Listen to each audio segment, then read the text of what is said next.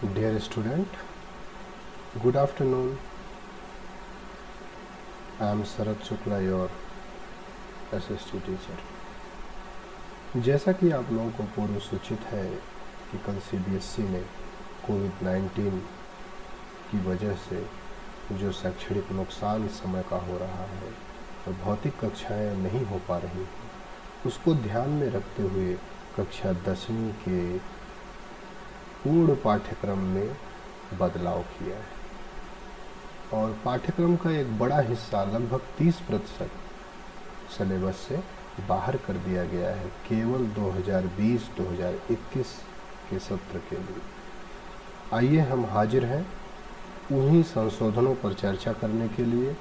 कल से कई बच्चों के फ़ोन कॉल्स, मैसेजेस इस पर आ रहे थे, तो मुझे लगा एक विस्तृत चर्चा हो जाएगी तो आप लोगों को भी सुविधा होगी। आइए हम बात करते हैं। सबसे पहले कक्षा 10वीं के सामाजिक विज्ञान विषय के पहली unit India and the contemporary world second history से रिलेटेड जो है उस पर बात करते हैं। उसका सेक्शन 2 जो था लिवलीहुड, इकोनॉमीज़ एंड सोसाइटीज़ में जो 2 चैप्टर थे, chapter number 3 the making of a global world और चैप्टर 4 जो था द एज ऑफ इंडस्ट्रियलाइजेशन।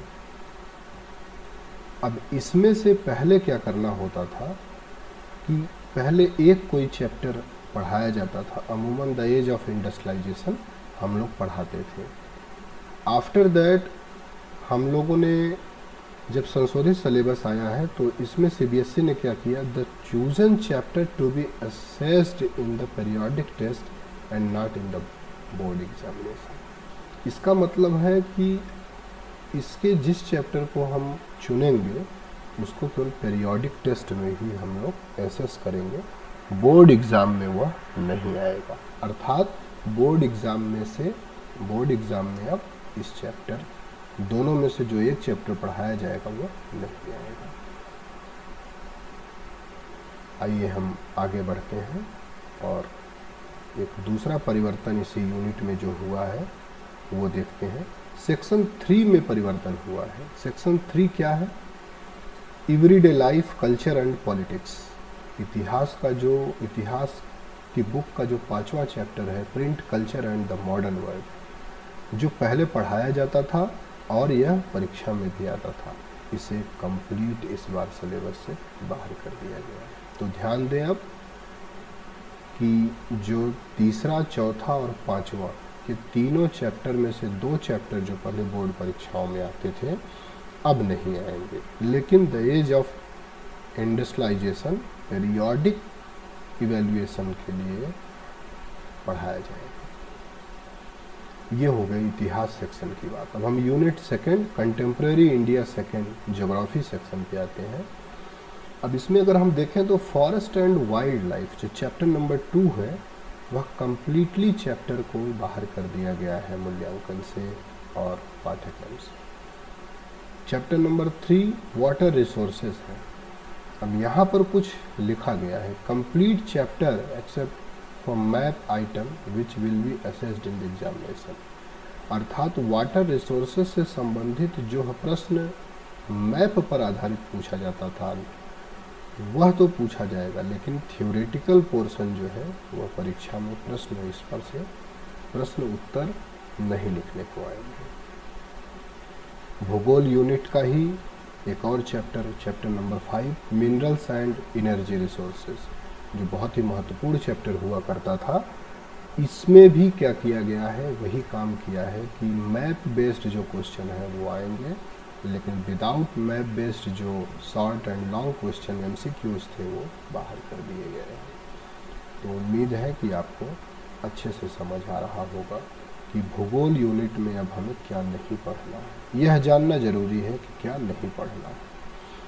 आइए हम अब चलते हैं तीसरे यूनिट पर और वो है सिविक से जुड़ा हुआ हमारा तीसरा यूनिट है सिविक से जुड़ा हुआ। Democratic politics second political science से जुड़ा है और इसमें क्या किया गया है कि chapter number 3 democracy and diversity complete chapter को बाहर किया गया। Gender, religion and caste complete chapter को बाहर किया गया। पॉपुलर स्ट्रगल एंड मूवमेंट, इसको भी बाहर कर दिया गया। Challenges to democracy complete chapter, तो आप समझ सकते हैं कि पॉलिटिकल साइंस में 4 चैप्टर को पूरी तरह से सिलेबस से बाहर कर दिया गया है, अब हम इसे नहीं पढ़ेंगे। तो इस प्रकार से कक्षा 10वीं में केवल 3 यूनिट में बदलाव हुआ है और इकोनॉमिक्स सेक्शन में कोई बदलाव नहीं किया गया है। एक बार आपको पीडीएफ भी मैंने ग्रुप में डाल दी है व्हाट्सएप के, और आप लोग अच्छे से इसका अध्ययन कर लें। क्या नहीं पढ़ना है उसे छोड़ के हम लोग जो पढ़ना है उसे पूरा सिलेबस पढ़ेंगे। उम्मीद है कि आप लोगों की सभी शंकाएं दूर हो गई होंगी। फिर भी अगर कोई क्वेरीज है तो वीडियो को 1 से 2 बार देख लें और फिर हमसे व्हाट्सएप के माध्यम से, टेलीफोन कॉल के माध्यम से संपर्क कर सकते हैं।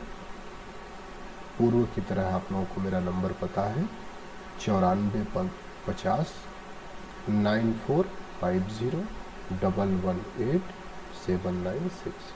इस नंबर पर अगर आप कॉल करेंगे तो मुझसे आपकी बात हो जाएगी, और कोई भी समस्या होती है तो इसी नंबर पर आप व्हाट्सएप भी कर सकते हैं। आप लोग सुरक्षित रहें, घर में रहें और बहुत ही एकाग्रतापूर्वक पढ़ाई करें, क्योंकि आप लोगों का बोर्ड एग्ज़ाम है। कोई भी लापरवाही न होने पाए आप लोगों के स्तर पे। तो निश्चित रूप से हम लोग लगातार गूगल मीट के माध्यम से कक्षाएं ले रहे हैं। उम्मीद है आप लोगों को समझ भी आ रही होगी। चलिए हम लोग फिर मिलते हैं अगले दिन, अगली सूचना, अगली कक्षा के साथ। शुभ दिन।